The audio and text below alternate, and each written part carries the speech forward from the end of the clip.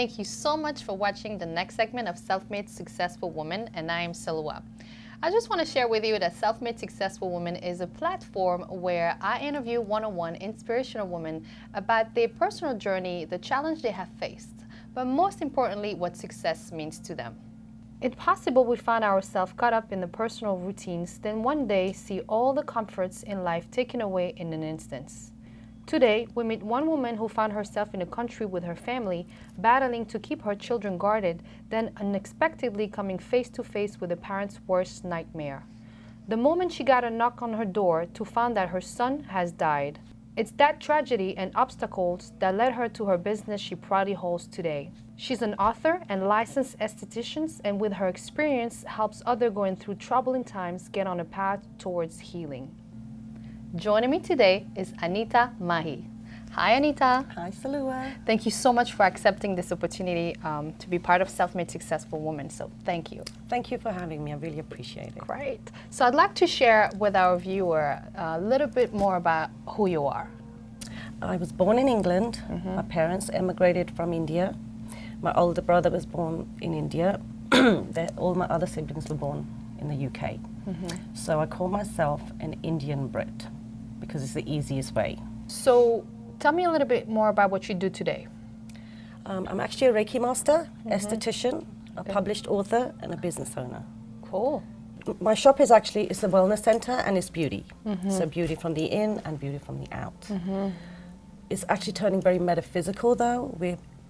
I have a lot of healers approaching me, so we're doing a lot of energy work here. We do angel card readings. I actually do the angel card readings. I do mediumship. I connect with your deceased loved ones. What else do I do? We do facials, we do massage, we do yoga, meditation. So basically it's just bringing healing to the community. We need a lot more of it. There isn't actually a place around here that they do all this stuff. So it's really nice just to see people in the community getting healed. They feel better when they leave. It's just awesome.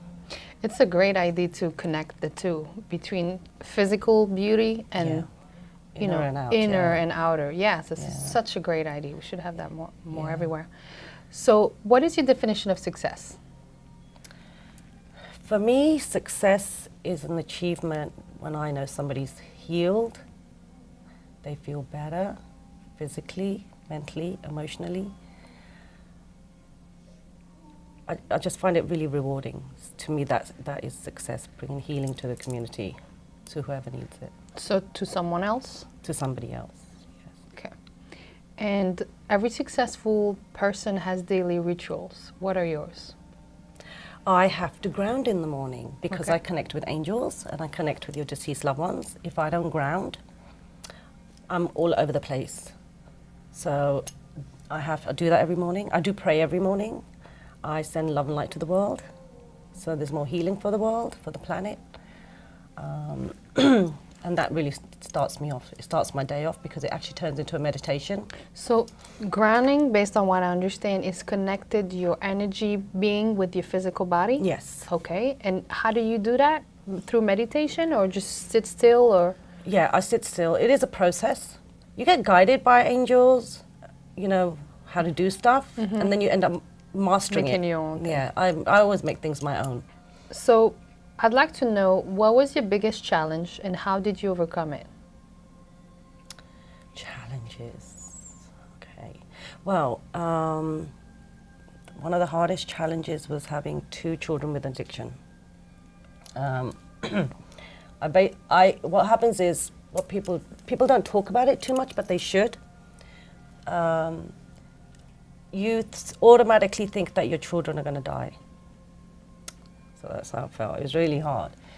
I am an author, and that's where my journey takes me. So I went through a really hard time.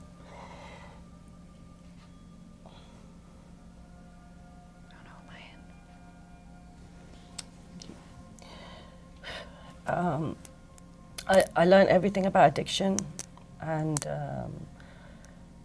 thank God my children are okay. I have 3 children, 2 boys and a girl. And basically I started to grieve because I didn't think that like I didn't realize what was happening to me. So I was working as an esthetician, and all of a sudden, like it was a big blow. And I'm working, and then I had to go and get a product up front, and I couldn't move. My legs, my body started to move really slow because it affects you mentally. So every morning I started waking up thinking, oh my God, my children are going to die. Like, how can I help them? You know, and because I live for my kids. That's my life. That was my children. And then the worst thing happened. My middle son, who was my sober child, passed away. And that was when I just thought, you know what, I don't want to be here. I don't want to do this. And I didn't understand it.